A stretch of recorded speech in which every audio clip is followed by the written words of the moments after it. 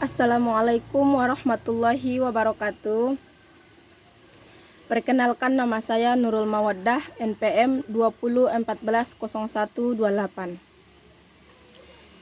Baiklah, di sini saya akan menjelaskan tentang pengembangan pendekatan pembelajaran pendidikan kewarganegaraan di sekolah dasar. Yang pertama, pengembangan strategi pembelajaran. A. Pengertian strategi pembelajaran. Kata strategi artinya siasat atau kiat. Strategi pembelajaran yaitu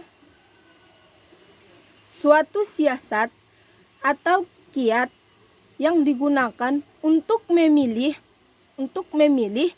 memobilisasikan, dan mengembangkan segala teori, pendekatan, teknik, model, metode, dan media, serta sumber-sumber belajar dalam pembelajaran pendidikan kewarganegaraan untuk mencapai suatu tujuan pendidikan kewarganegaraan yang telah ditetapkan.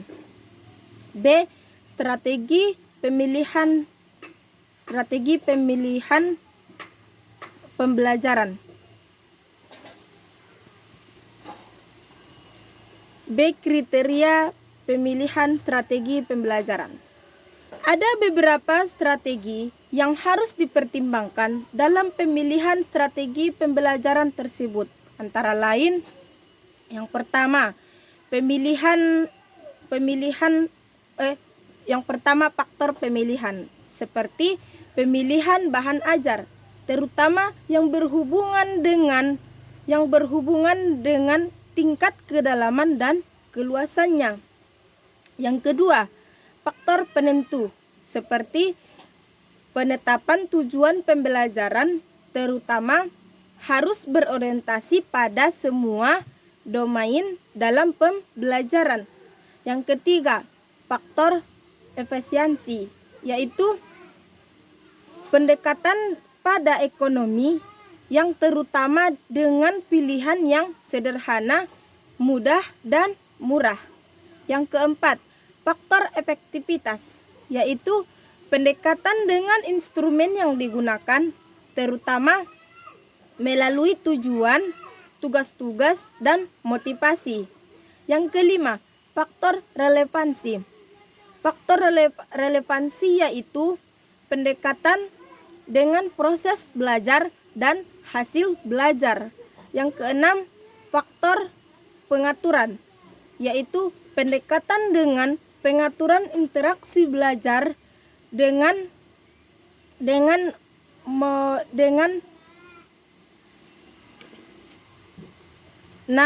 Faktor pengaturan. Faktor pengaturan yaitu pendekatan dengan pengaturan interaksi belajar dengan multi-way traffic communication, dan pengaturan mengenai pengelolaan pesan yaitu ekspositori, heuristik, dan hipotetik. Yang kedua, pengembangan pendekatan pembelajaran pendidikan kewarganegaraan. Ada beberapa pengembangan pendekatan pembelajaran pendidikan kewarganegaraan, antara lain yang pertama, pendekatan evokasi. Pendekatan ini menekankan keberanian dari inisiatif siswa yang mengekspresikan dirinya secara spontan atas dasar kebebasan dan kesempatan yang telah diciptakan oleh guru. Contohnya seperti guru dituntut untuk menciptakan suasana yang sejuk dan menyenangkan, sehingga siswa berani curhat dan mengekspresikan dirinya dengan keadaannya dalam pelaksanaan pendekatan ini. Yang kedua, pendekatan inklusi. Pendekatan ini bertujuan untuk menanamkan nilai-nilai moral maupun norma yang terbentuk kepada peserta didik dengan sejumlah pertanyaan yang direncanakan oleh guru. Yang ketiga, pendekatan kesadaran. Melalui pelaksanaannya, siswa siswa diberikan kegiatan-kegiatan tertentu yang diberikan oleh guru. Melalui pelaksanaan kegiatan tersebut, secara sadar siswa dapat mengungkapkan nilai-nilai tertentu dengan menjadi miliknya dan yang dimiliki oleh orang lain. Yang keempat, pendidikan penalaran moral. Pendekatan ini berusaha untuk menumbuhkan penalaran moral melalui suatu analisis kasus yang mengandung dilema moral. Melalui pendekatan ini, siswa dihadapkan pada suatu kasus yang mengandung dilema moral. Selanjutnya, siswa diminta untuk membuat suatu keputusan terhadap kasus yang dilematis tersebut lengkap dengan alasannya. Dari alasan yang diajukan siswa tersebut akan dapat diketahui dari daya nalar moral yang dimiliki oleh siswa. Walaupun sebenarnya yang akan menjadi fokus kegiatan ini adalah nalar yang dalam hal ini tersebut sebagai cognitive moral development menurut Kohlbeck. Dengan kematangan nalar ini diharapkan dapat membawa kepada kematangan moral. Sebagai contoh, yaitu kepada siswa diminta untuk membuat suatu pilihan yang dilematis tentang kesediaannya memberikan donor darah guna untuk menyelamatkan suatu operasi di rumah sakit.